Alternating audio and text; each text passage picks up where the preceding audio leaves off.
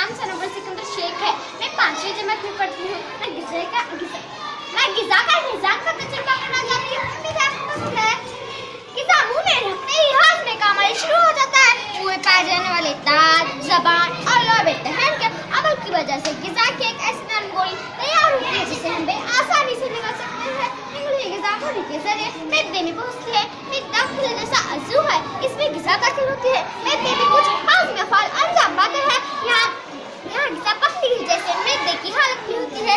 यहाँ की छोटी आंत में दाखिल होती है। बालिग इंसान की छोटी आंत की लंबाई तकरीबन 7 मीटर होती है। आंत में पाए जाने वाले हाजमे रस की वजह से यहाँ हाजमे के कई अमल होते हैं। यहाँ कुछ दूध के अफराज़ात हाजमे में मदद देते हैं। यहाँ जिस्म के लिए फायदेमंद अशिया तैयार होती है जो खून में जज्ब होती है।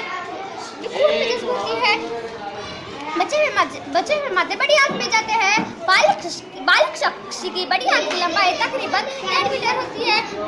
बचे हुए मादे में मौजूद काफी पानी यहाँ जज्ब होता है और फुसला बाकी रह जाता है।